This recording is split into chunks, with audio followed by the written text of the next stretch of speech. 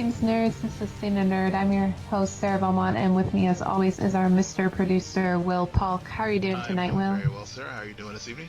Doing all right. We're here. Such an news-dropping week in the Arrowverse. I mean, let's see. Today we had news that Lex Luthor is going to be on Supergirl, and yeah. Really? Yes. Oh, breaking news to Sarah. Okay, let's just clear the air here. When we do these recordings, you've had your night. This is like your pre-bed snack. Okay, this is your pre-bed treat. Me, I'm just getting my night started. I don't check Twitter when I'm at work. I'm just off the grid. I'm focused on what I have to do there. And so, funny we're not talking Supergirl tonight. Maybe we should. They had to do it eventually. It just makes sense. You have all of the other listeners. Exactly. But but then we had some of the other Elseworld, the poster with Arrow and Flash, Grant and Steven switching places, and then all the pretty cool fan generated posters from that, where you had Killer Frost and Five switching, and the one that I can't get out of my head, Steven and Melissa flipping from Supergirl and Arrow. It's just the one that Fabio. Yeah, and then you had the I guess you had the black Superman costume, and also looks like they're going to be, I guess I saw some still shots of, I guess yesterday, Clark's back in Smallville, so a little hat tip back to the good old days of Smallville, and Clark and Lois showing up and possibly being a backdoor pilot for Superman, maybe. Do we need that? Do we need Superman on the small screen? Yeah, do we need that? Well, we've had a mixed track record recently on the big screen. Yeah, but we have Supergirl, and that show doesn't get nearly the same ratings, nor has the same fan base. I mean, we were just talking about how this week, there's been a lot of Arrowverse news, but it's been dominated by Flash and Arrow, not by Supergirl. That is true. I don't know. Do we need it? It's sort of like the question, do we need Batwoman? A Batwoman is she's a character who's, it's not the female rendition of Batman.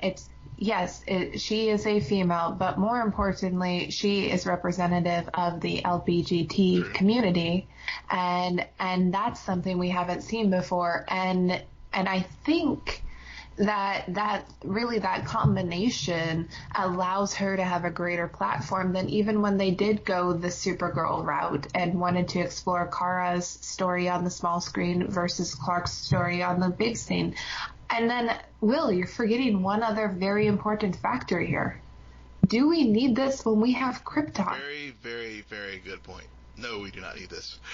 because Krypton, if you haven't watched it, I strongly recommend you do so before it returns the first of next year, because it has really expanded the universe and mythos of Superman in a way that when we first heard about it, I was not sure whether or not this show was going to work, but it has done the job of what a prequel should do, which is create its own universe while still respecting the established universe of the character. It's just a show that there are some images and scenes that anytime I say the word Krypton, I go straight back to that moment and my jaw dropped, because I did not know that they were going to go there. There are some standalone episodes, and it's funny, last week when we were talking about Black Lightning, I brought up Twilight Zone. Krypton is also another superhero show that when it goes that odd and that bizarre route, and it gets very Twilight Zone-ish, that's when that show is doing its best work. Definitely. Yeah, and so I don't think we need it. I don't think that the viewers want it, honestly. I think the idea that Superman exists in this world is good enough. I think that right now, Greg Berlanti and crew have to focus on the characters that they have currently on the table, because they're not perfect. They're not. Okay? I mean, everybody gets a new slate at the start of the season, but we need some better consistency here. We need characters that we have grown to, we've been through seasons with. They still need attention. We can't be like, this can't be operated under ADD, okay? We can't be like, ooh, sparkly object here. I want. Yeah. No. You've built your universe. Why keep?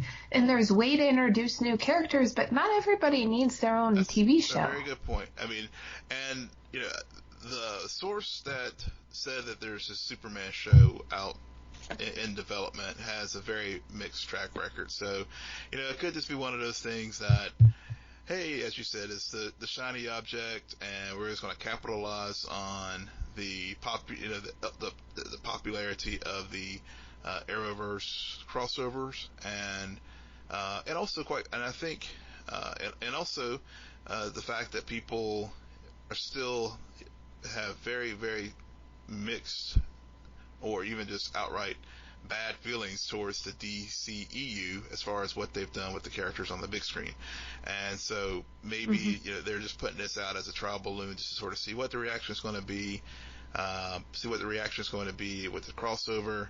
But to your point, Batwoman is definitely, if they do want to expand the Arrowverse some more into another show, possibly being like Black Lightning was last year, Legends, or that weird schedule they had with Legends and Supergirl, where they drop a show and do it in that compressed, maybe 12, 13 episode type of season for the new show, then if it's going to be a character, then do it for Batwoman, but maybe keep Superman there for the as guest appearances on Supergirl and for these crossover events, because maybe that's the better use of that character.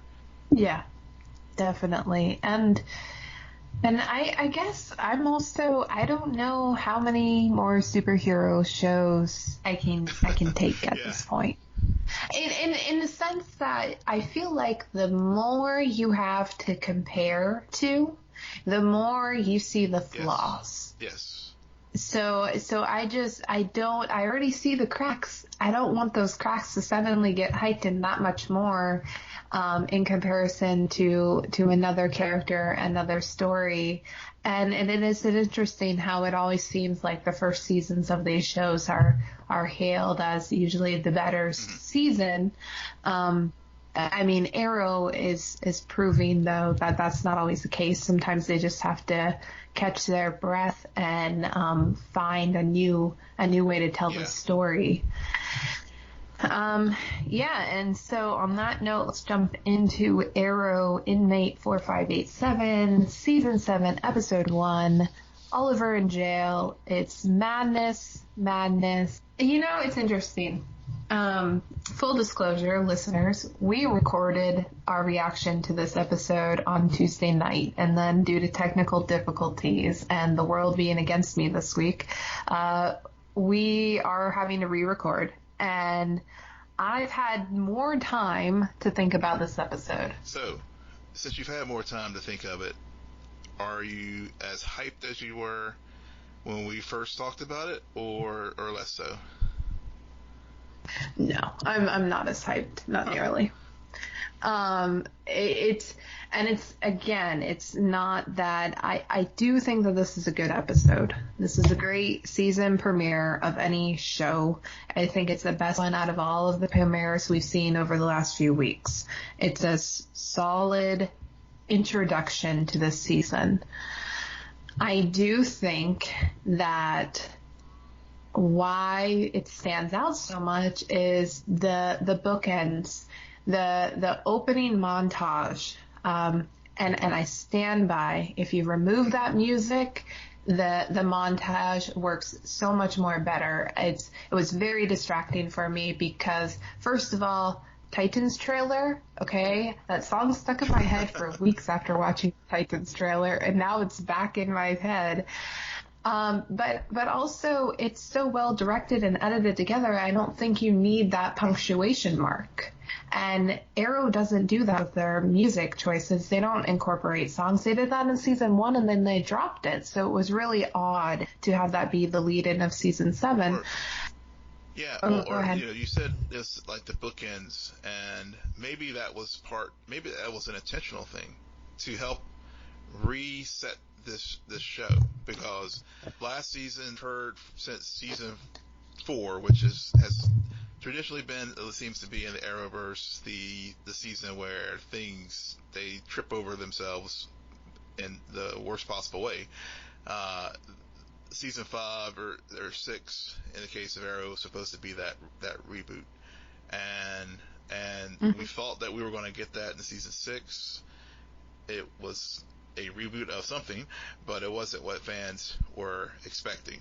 And so this time, as you were saying, utilizing the music and stuff, maybe that was a cue to, hey, this is the Arrow that we're getting back to our roots from season 1. I'm sorry. All I heard was the shade thrown at season 6 of Arrow. I'm just pointing it out. I actually enjoyed season 6 of Arrow, as you know, but I knew it. But but a lot of people didn't, and I'm just trying to provide that voice for those folks who didn't. Shame on you. Do not. How dare you bring them into this conversation? No. Season 6 is an interesting one because it's a bridge, I find. Season 5, the way they ended season 5, the way they came full circle with everything, they use season 6 as this kind of bridge to get them to what they're doing this year. Now that Beth Schwartz is show running, there is an expectation that things will be different. Things aren't going to be what they were before. And they did a good job setting that tone this season. Again, I'm not saying it's a bad episode. I'm just saying when I react 20 minutes after watching an episode, my fangirl is so much more louder than 2 days later. And it's partly because I've moved on. I'm not still reminiscing over it. And the other bookend to it that I think hit a lot of people was the fact that we have that amazing cliffhanger, which again, hats off to the writers. They did an awesome job with it. Nobody called this. Nobody called that Roy Harper, 20 years in the future, is going to be on the island. And we're going to watch a grown-up William travel to the island in search of answers about his father. It opens so many stories. And it's amazing. And the way they did it very reminiscent of the pilot episode. They really reminded you that I think with a lot of these shows, why we're constantly saying, we've seen this before, this is just an endless loop and an endless cycle. Well, that's what time is. There's a lot of us who experience time in a way where it's like, it's very repetitious. It feels like it's the same thing again and again and again. And really when you find like that victory, it's a sense that, no, I broke that loop. I really have changed this fate. And so I love that they're introducing time travel in this way. It's not the same way as The Flash, but it's still that idea that a lot of us who like these shows, that scientific element to it, that allows more humanity to be brought into the picture about what fate is and mortality and these larger than life concepts. Yeah. I mean, I do like the concept of utilizing time travel in the flash forward way, because it does open up so many possibilities. Because in contrast with the Flash, which we are going to talk about here shortly, time travel usually is going back and trying to, and in other time travel stories, it's usually the hero or someone going back in time to quote unquote fix something that went wrong, or trying to right the timeline so that things in their current present day world will continue in what they know. This this is like you said, it truly does open up so many possibilities here as far as doing these flash forwards and sort of seeing what led William to go to the island, because where we are in present day is Oliver's in jail. Felicity has sent William off to boarding school for protection from Diaz. And I just like the emphasis you had to put out there. Just for protection. And also thinking back to season 6, how William was very, Oliver was giving up being the Green Arrow because he wanted to spend more time with him and not get killed out in the field and all those things. All those feelings and all those things that happened in the past, and then we jump forward 20 years into the future, and we are assuming that he is going to the island to pick up the mantle. I mean, what other reason would he go there unless something's happened to Oliver and he's just trying to find out more about his story? Because the last time William was at Lian-Yu, that's when Prometheus killed himself and he lost his mother. So why is he? It does open up the doors to, hopefully we'll get some explanations for why he's doing that. Yeah. Wait a second. Yeah. Wait a second. Yeah. Wait a second. Oh my God. Well, we suck. Why haven't I thought about this? They blew up the island. So how can Robert Queen's grave still be intact like that? I was thinking that's a good question. I now that you mention it, I did think about that during the episode. Or maybe it was just part of the island that wasn't wired. I don't know. Maybe it's another Earth. You don't know. I'm sorry. I'm sorry to disrupt your point with that, but I kind of had a similar moment watching The Flash this week, and I kind of like, why haven't we speculated about this yet? Is that a flaw? But if season 5, they really did blow up that island, and it looked pretty much the same. Yeah, it did look much the same, but remember, Damn it, Nora. I tell you, it's Nora and Barry. They found a way to mess up the timeline.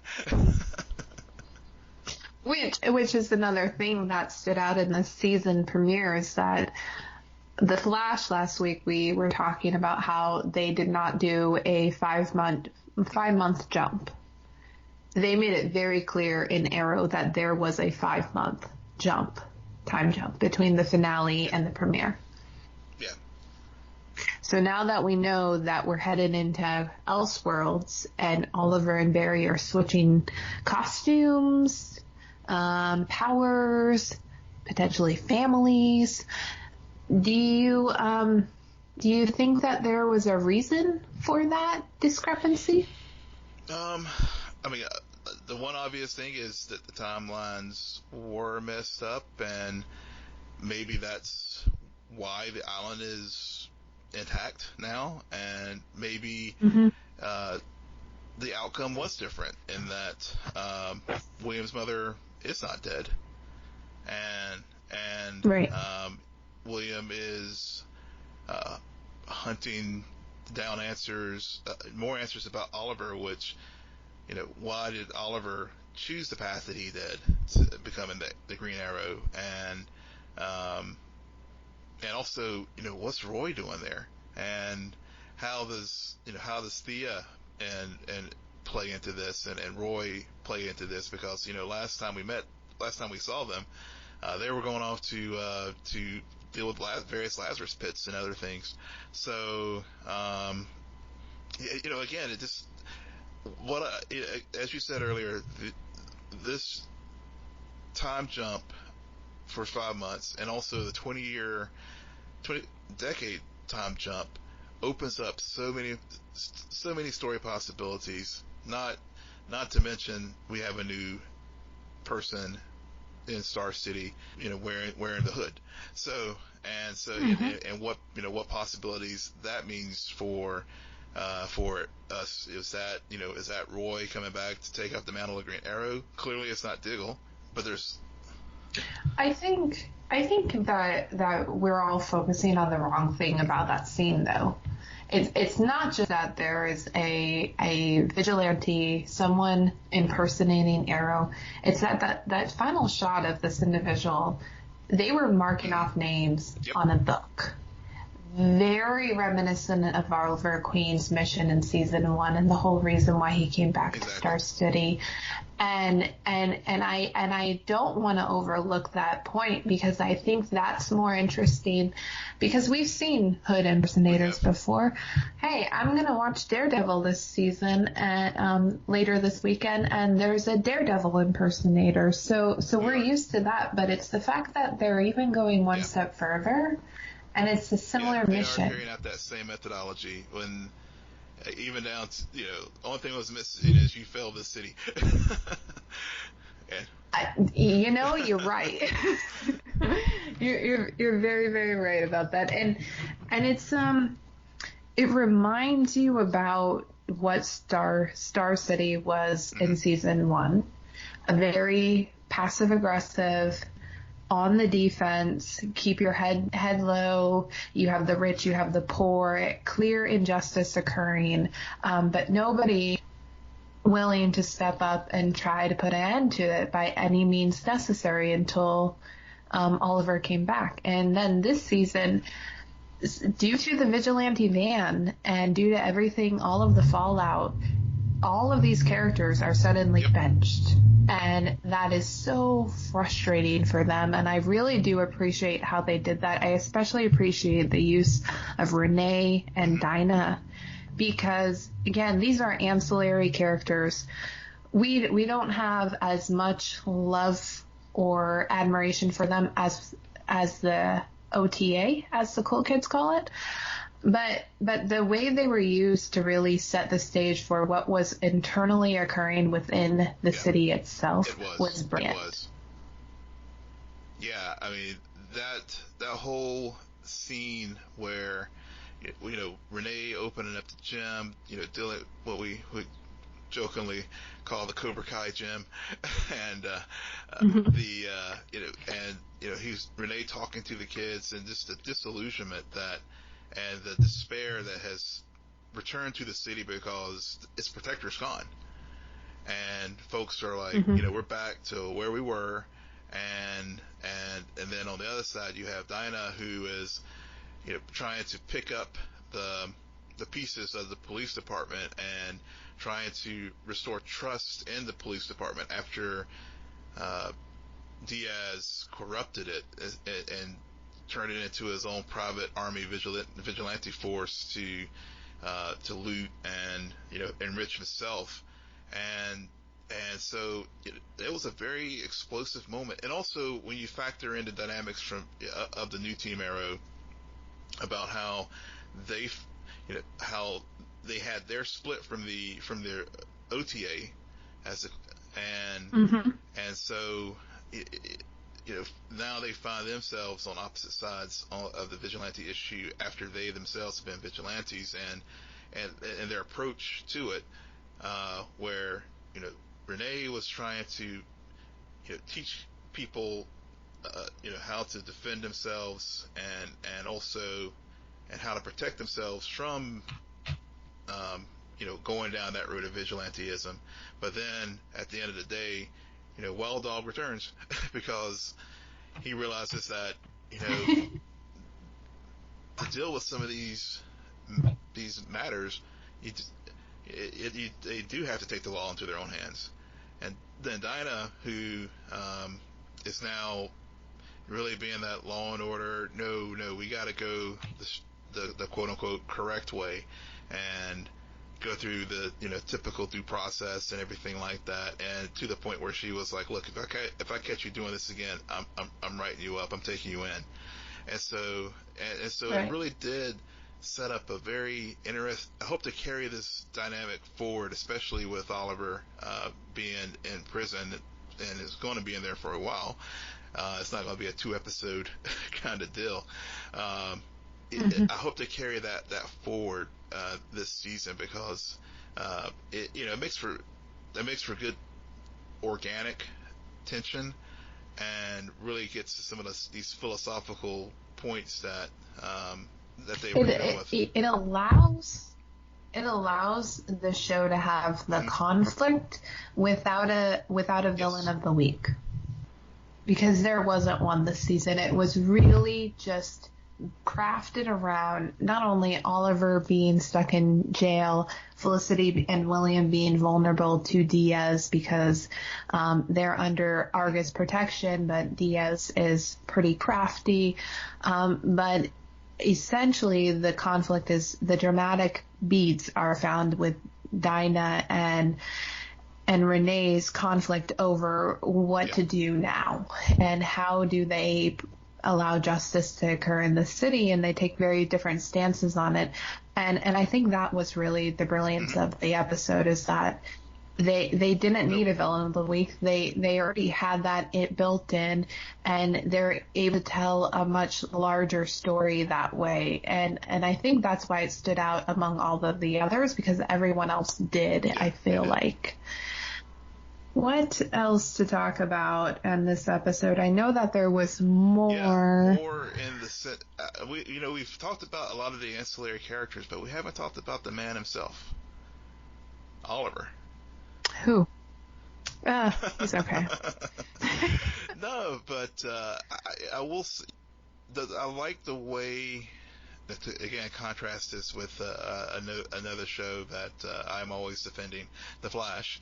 I like the way that they have handled his story while in prison, because Oliver is, when we see Oliver, I won't say he's a broken man, but he is a man who is doing his best to in a situation of his own making.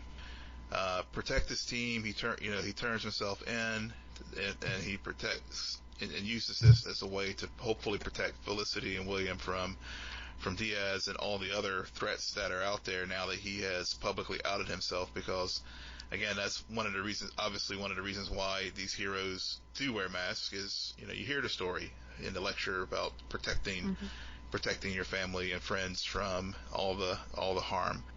But and I saw it, and I was watching the episode again, and he was counting the days, very reminiscent of Barry did when he was in Iron Heights in The Flash. I almost forgot that happened. And so it was, it was seeing a very caged and reserved Oliver, and a person who was always ready to fight and for what's right, and then you have the inmate that comes up to him and wants his protection, but Oliver's like, no, I don't do that anymore. Which was like, even when he gave up being Arrow for the first part of season 6, he was still like taking action in other ways as Mayor Queen. And now we have a very withdrawn Oliver who is like, nope, I'm just going to sit here, leave me alone. I just want to eat, sleep, count my days, look at the photo of Felicity and William, and just, do my time. And, and that loss, that sense of disillusionment from the other prisoner, he was like, well, fine then.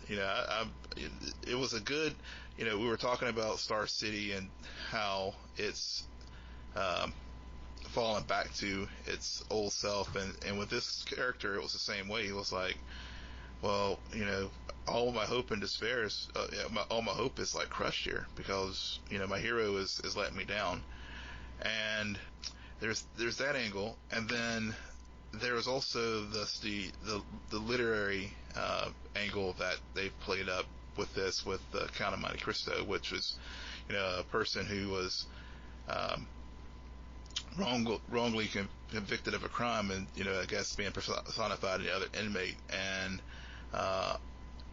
going to Oliver to help him out, and Oliver, even after he got beat up, and then Oliver having that moral dilemma.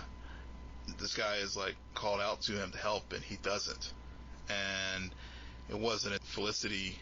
I know some people said it was Felicity's permission to fight back is where he got his mojo back, but I think there were other motivations for it. Yeah, okay.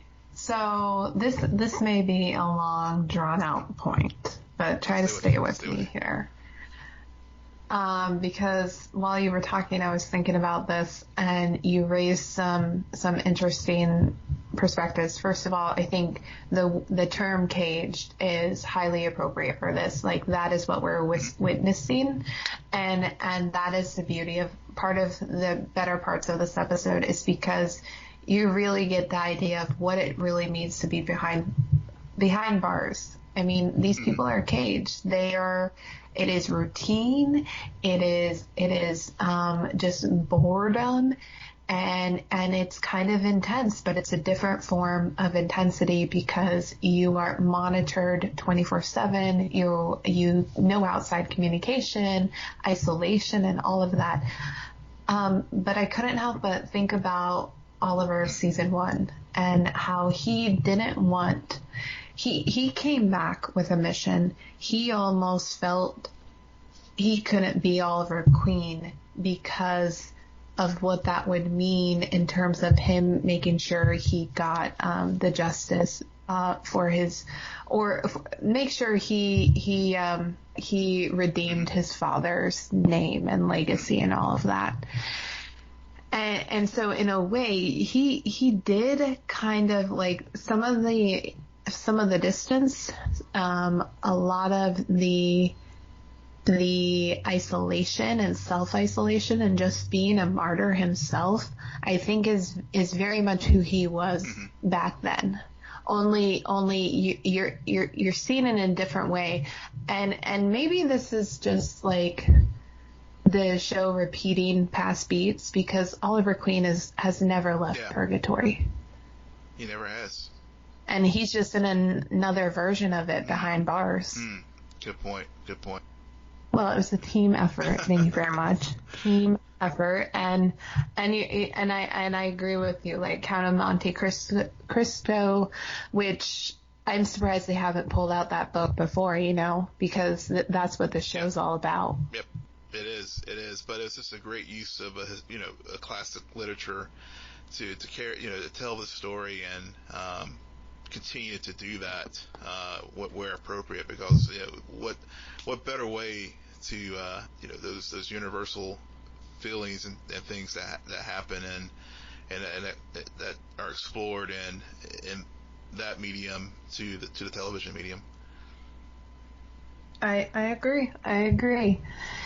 So in terms of William, okay, let's talk about these kiddos who are running around and stirring up trouble, and let's talk about the Flash a little bit, because I had a sort of an aha moment watching season 5, episode 2 of the Flash last night. Nora's confusing me because, okay, last season we saw her. I believe her first appearance was in the crossover. So episode 8 of season 4. Yep. Okay.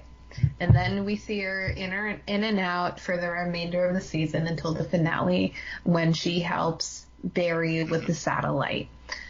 And then she confronts everybody and is like, "Hey, I'm your daughter. This isn't crazy, la la la." So, and this whole time she's had her powers, and that was fine. I don't understand, I guess, at this point. I get why she's staying. I understand that. But she's been around since season 4, episode 8. Why didn't she come out sooner? Well, we talked a little bit about that, as far as the motivations of the mystery girl, in season 4, and some of the looks that she gave various characters, or with, like, for example, when at one point I think we were wondering if she suspected Harry of being another version of Reverse Flash, and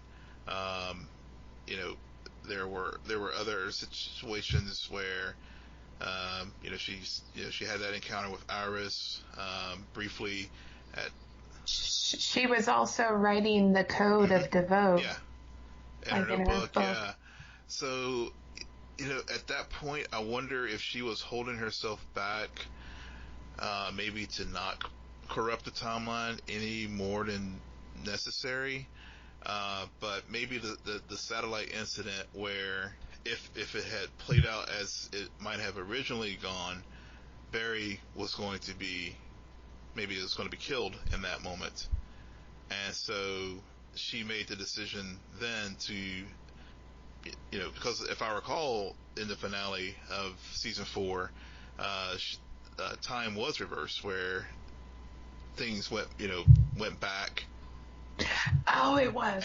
And it was. So, in the second time around, that's when Barry, did get the assist from Nora to defeat the satellite, because otherwise I think he probably would have failed and died in the process, and also Central City probably would have been messed up as well, if not destroyed. Well, wouldn't Nora Allen have never existed to reverse time? But she reversed time to save herself and to save Barry and to save the city. But if you still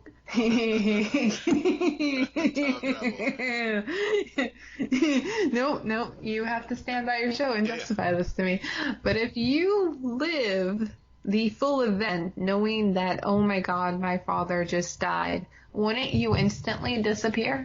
It is a Back to the Future kind of moment there. As far as, well, if the original timeline, if she could still live. Just admit it, Nora's evil. No. Excess is not evil, but I think she is. I mean, she basically did. I think it was self-preservation to stop him from hitting that thing right before he did.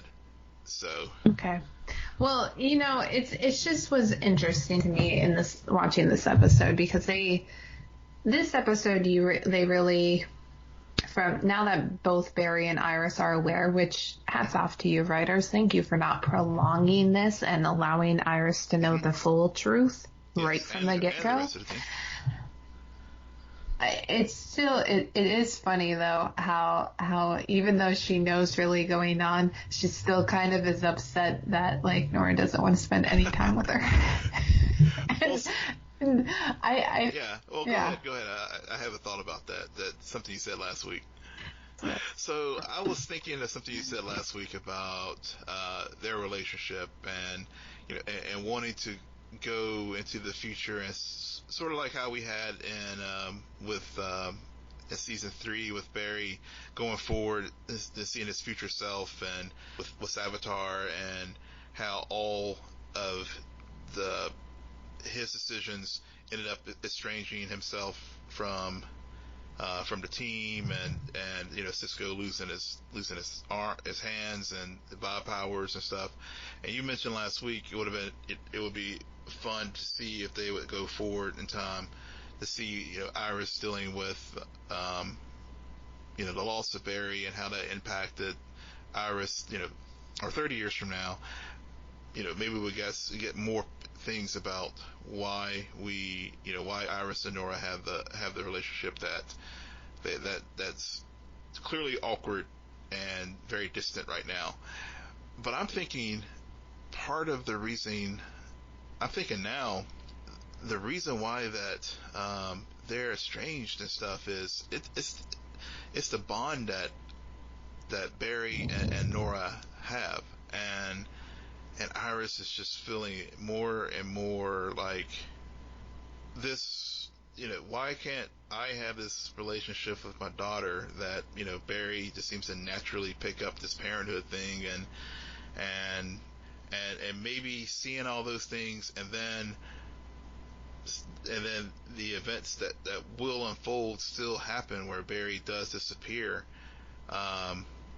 Maybe those feelings of seeing Barry and Nora have these moments and stuff, and Iris not having those moments when we're the inevitable end of this season where Nora goes back to her rightful time, maybe,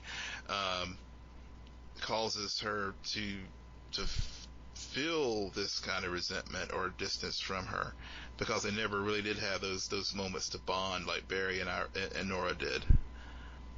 Okay, sorry. I'm just trying to calculate all of the time jumping you did. There's a lot of time jumps there. That's like here, and then you're over here, and then you're back here, and then that causes that. What came first, Iris or Nora? That's all I'm saying at this point. I think you're probably on to something there. You get a lot of these right, more so than I do, partly because I just throw out ideas that if I was the writer, here's where my thoughts would go, while you're much more like, no, the writers are writing the show, I'm going to go along with what their logic.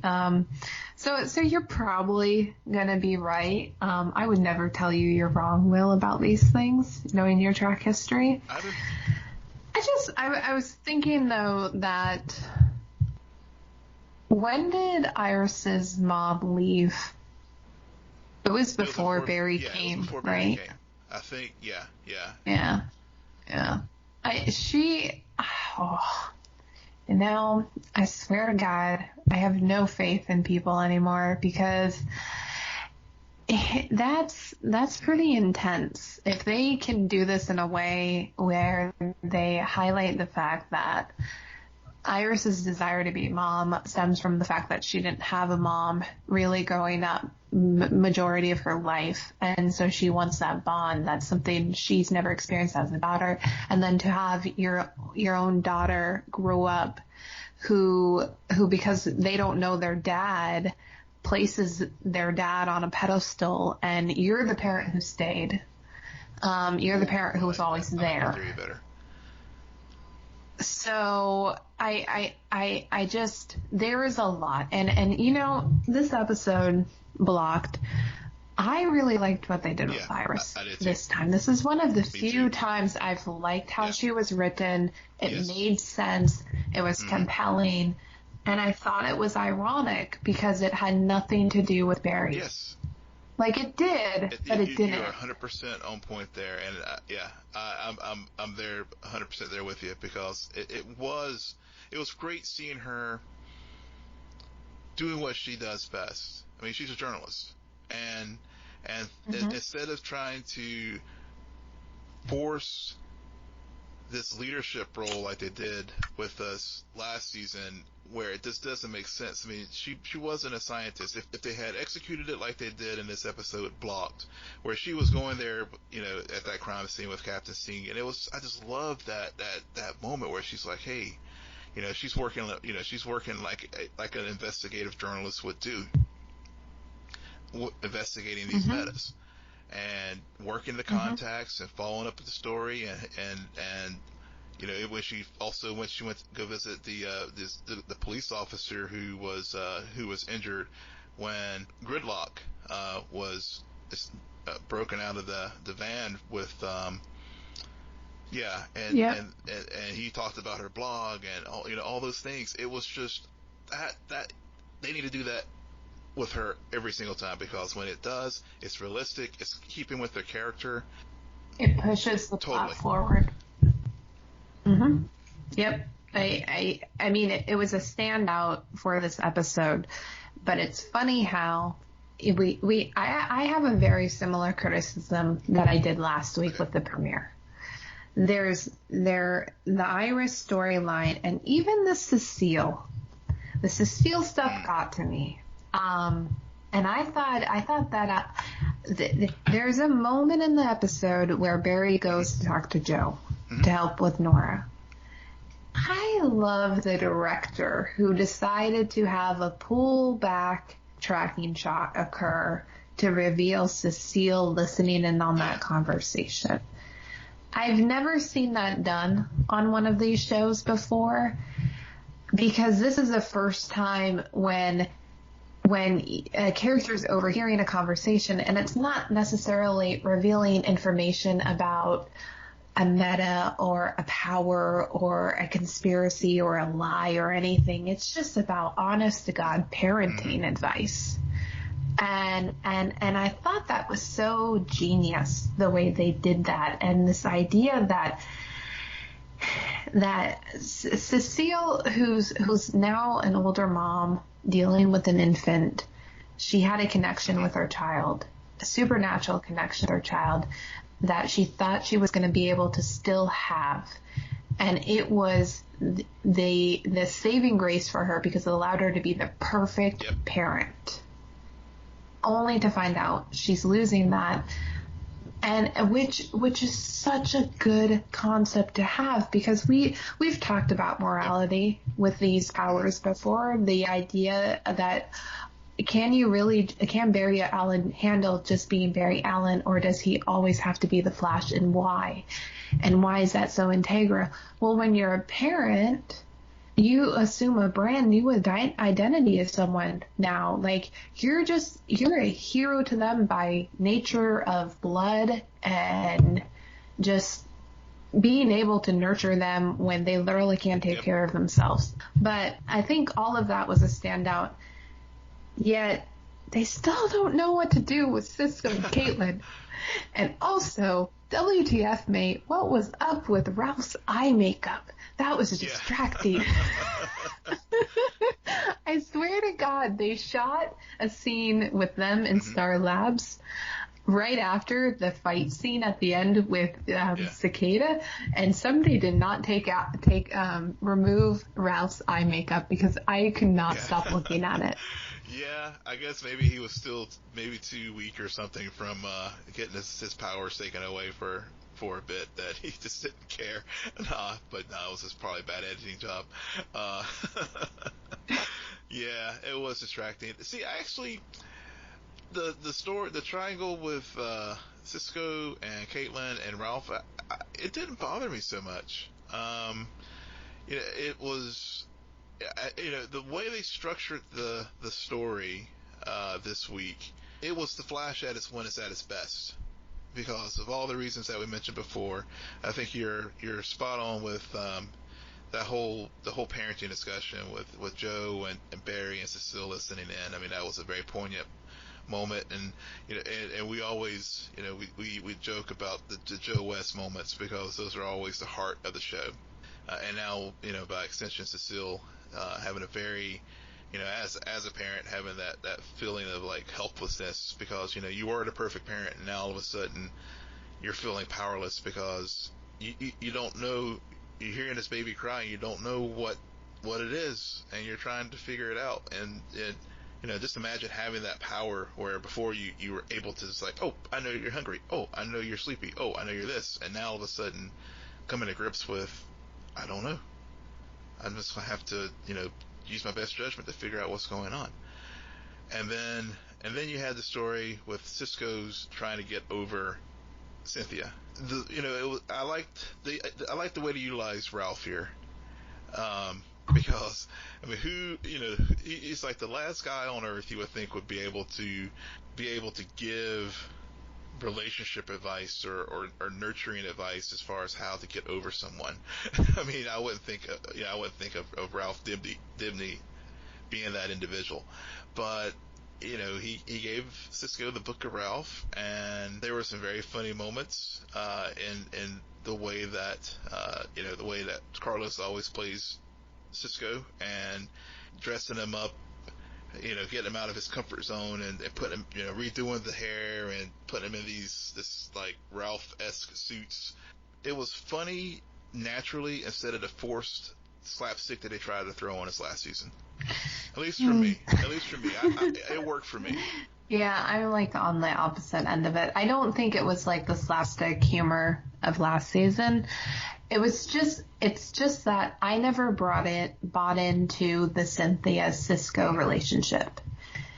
Now, the fact that they didn't have a time jump. And so the natural starting off point for Cisco is how he's dealing with his breakup. Well, to me, I'm like, dude, get over it. It was so long ago. Actually, it's not, because there's no time jump. But I understand that. I totally understand that. But for me, as a viewer who admittedly never bought into their relationship, I'm kind of like, moving on. I don't care. I also we used to joke all the time. Cisco and Caitlin are so defined by the relationships that they're in with other characters, and the loss and the grief and the breakups and everything. It's kind of like, okay, I've seen this before. How many boyfriends has Caitlin lost? That we're used to this. There has to be something else they could be doing, and if they don't have time to explore that, then you don't have to utilize them at all. Like, who said you needed a C story in this? You can expand the A and B stories a little bit more and really flesh out those moments. We could have had about 2 more scenes with Iris on the trail of Cicada. Or more CSI Barry, which, again, is another thing I'm happy to see come back. I mean, it's taken having Nora being CSI herself, and I love that scene with them and Captain Singh, Barry trying to figure out, on the fly there, she's like, she's my hired an intern, and again, those were those humorous beats, but also it was just sort of good to see Barry just practicing being a CSI again, because again we've lost that. And but I hear what you're saying about the story with Cisco and Caitlin and trying to figure out what to do with them. It's for some viewers, I know it's too little too late with the Killer Frost story. It's something that should have been resolved a long time ago as far as her background, but I'm reserving judgment. I will see how this plays out this season. Yeah, I'm not on that camp at all. I think this thread that they're pulling with Caitlin, I'm fine with that. It's mainly the Cisco stuff, and it's just that with Caitlin as a character, they've always been uneven with her stories. And so it's almost like I'm watching and I'm like, okay, hey, you can pull that thread. I don't know how you're going to follow through on it, considering how many letdowns I've experienced before with Caitlin, but do it. Yeah. So Cicada.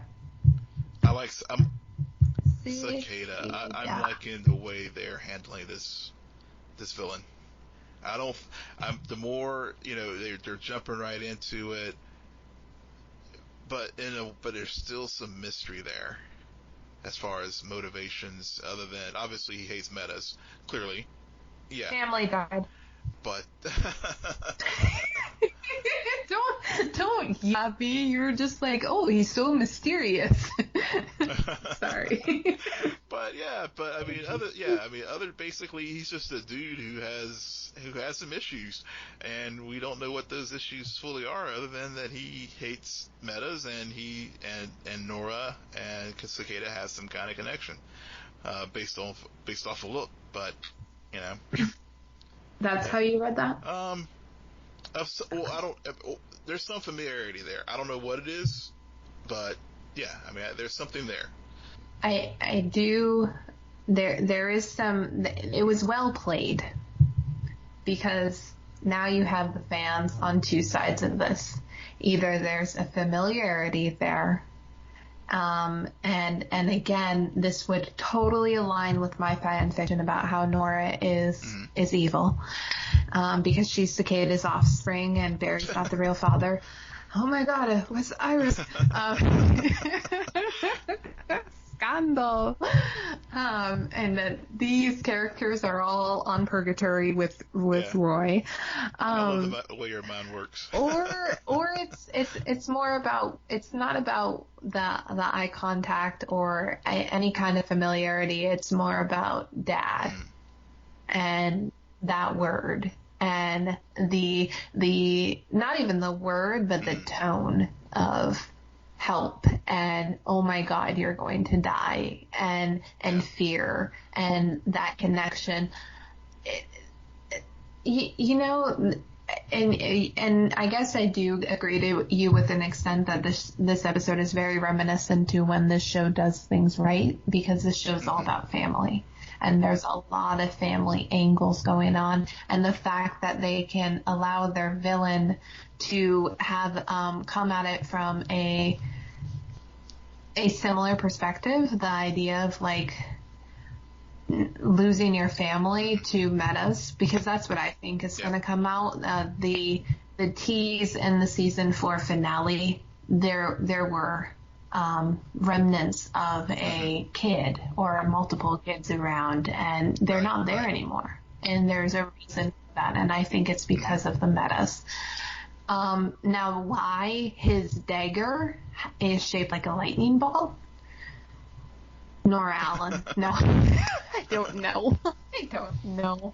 I agree. I don't mind. I didn't like the opening. It just felt odd to me. I'm still trying to figure out why exactly. It just, nobody's gonna walk into their workplace essentially cleaning themselves up after killing somebody.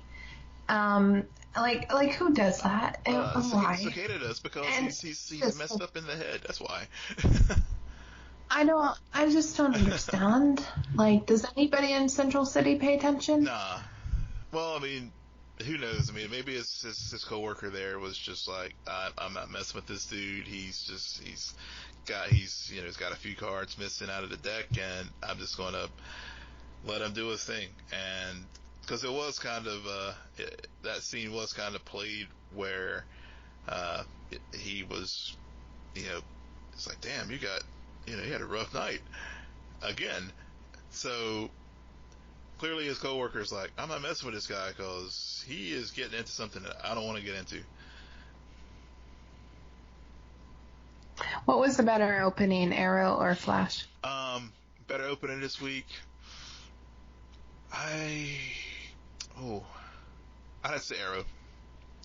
Okay. Yeah, I would say Arrow was a better opening for this week. I will say though that we've talked about the Flash before, and with the season opener last week felt like being a second part of a 2-part episode, more so than a season premiere. I did feel that as far as tone, I thought that this episode did set a good tone for this season, because many times, I think last season, I felt that the second episode had a little bit of a slump, and I know the episode ratings wise this week had a slump, but I think story wise, I felt this week's episode was better than last week's. Yeah. I'm not saying that it's not. I do think that there was more to like about this week than last week. I think it was you who said it was a 2-parter, and me, I'm still like, well, that's episode 1 and that's episode 2. but I'm a little hard on these shows. I'll admit it. I'm kind of the rain cloud. I think that's it for us tonight, though. Yeah. Do you want to tell our listeners where they can find you? Yes, you can find me at Will and Polk. That's WILLMPOLK. And you can find me at SJ Belmont, SJBELMONT. Please follow our crew on Twitter at CNN Nerd. Friend us on Facebook, follow us on Instagram, and subscribe to our YouTube channel. But most importantly, rate, subscribe, and comment on iTunes, SoundCloud, and Spotify. Good night, Geek Out. You're welcome.